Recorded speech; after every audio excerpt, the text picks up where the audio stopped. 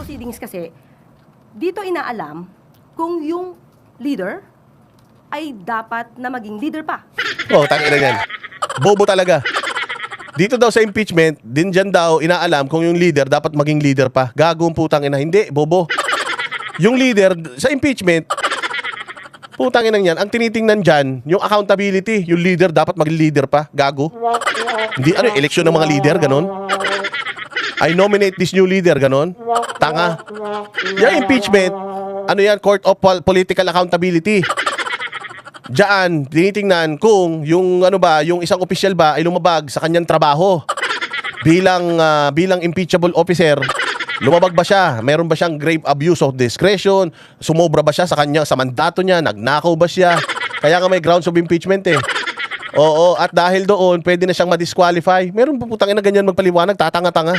Na ang dito, ang isang leader ay hinihiring para malaman kung dapat pa ba siyang maging leader. Gago. Tanginan yan, Diego Chimichurri, di ba? Tanga talaga. O sa impeachment, diyan hinihiring yung mga tao na kalaban ng mga nasa posisyon, ganon. Nung panahon ni Pinoy, si Chief Justice Corona, talagang gigil na gigil si Pinoy. Inamin talaga ni Pinoy na siya ang may kagagawa ng impeachment ni Corona. Utangin na kayo lang naman ang hindi pa umamin, halatang halata naman na kayo ang may kumpas ng impeachment na yan ni Inday Sara, di pa kayo umamin. Mabuti pa si Pinoy, may bayag. Kahit na abnormal si Pinoy, umaamin siya kapag siya talaga ang may kagagawan.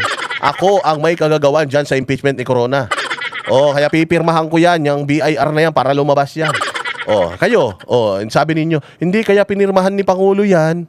Ayaw daw ni Pangulo ng impeachment pero pinirmahan naman yung BIR kasi nga, kailangan malaman ng taong bayan. Ulul, tangina ninyo, takot pala kayo eh.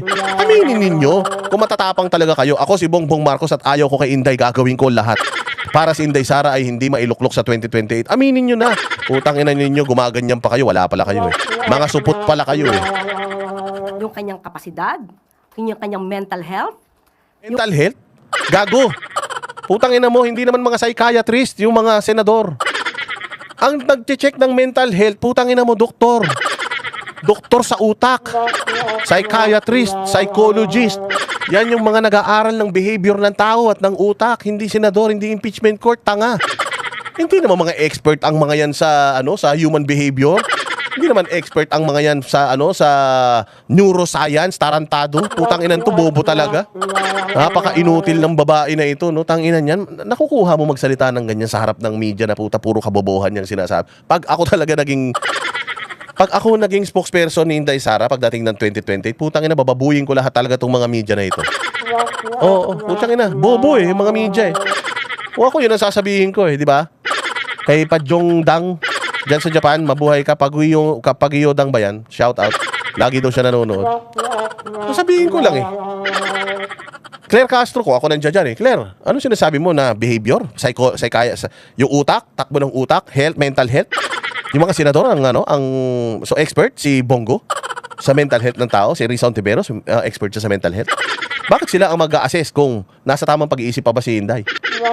Kumakain na ba na tayo si Inday? Ganon?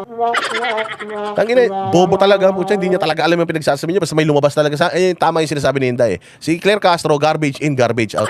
Kung ano yung una maisip niya, pucha, utak vlogger talaga. Kung ano yung maisip niya, pucha, lalabas sa bibig niya kahit mali. Ganyan ang trabaho ng mga hayop na yan. Yung kanyang pagiging agresibo, yung anger management. Anger management? Anger management talaga, saklaw yan ng gobyerno, saklaw yan ng Senate Impeachment Court. Anger management, gago. Mga shrink ang gumagawa niyan, yung mga anger management, yung mga, ang tawag dyan? Mga psychiatrist, di ba? Pupunta ka, kailangan mo, dahil lagi kang galit, pupunta ka sa isang psychiatrist, tapos magkukwentuhan kayo. Para malaman ng psychiatrist, saan ba nanggagaling yung galit mo, tapos, nila yun, i-trigger nila yun, maiiyak ka. Utang ina, ginagawa ba ng Senado yan? Anger management, tarantado. Ang dali-dali naman kasi. Diyan sa impeachment court. Kasi magkaiba eh, yung impeachment court sa kaso. Kasi yung kaso, dito sa korte, is, yung accountability dito, may kulong ito.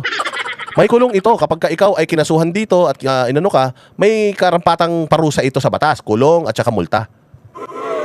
Diyan sa impeachment, pag napatunayan na ikaw ay nagkasala doon sa mga articles of impeachment, ikaw ay matatanggal sa iyong posisyon, madi-disqualify ka, and hindi ka na makakatakbo sa any position, hindi ka na eligible sa any position sa gobyerno, sa election man yan o sa any agency of the government. Hindi ka na eligible. Bawal ka na dahil doon. Walang kulong yun. Ganun ang pagkakaiba ng korte at ng impeachment court, tanga. Kaya nga ang impeachment court is political, ang korte is for accountability. Kung totoong accountability ang hanap mo, yan, dyan sa korte ka magsampa ng kaso. Which is tama naman, sinampahan nyo ng kaso. Ang tanong, impeachable official, dapat masampahan ng kaso. Putangin na yung bobo. Inutil ka talaga, Claire Castro, walang hiya ka. Hindi ako abogado, pero puta, mas alam ko pa yung kaysa sa'yo. Putangin na ka. Mas inuna mo pa kasi mag-makeup at pagandahin yung mukha na mong kulubot. Mukhang kulubot na itlog. Putangin na yan, kaysa pag-aralan mo yung mga pinagsasasabi mo. Ito lahat ay dapat na nakikita kung ikaw ay magiging leader. Ang criminal case naman, ito ay yung liability dahil gumawa ka ng isang krimen. So, magkaiba po siya. Diba, bobo? Bobo! Inang Claire Castro na to. Wala kang utak, walang hiya ka. O, sana ipinutok ka na lang sa kumot ng tatay mo, hindi ka na sana pinutok sa loob ng kipay ng nanay mo. Para hindi ka na nabawasan man lang sana mga bobo sa mundo. Abnormal.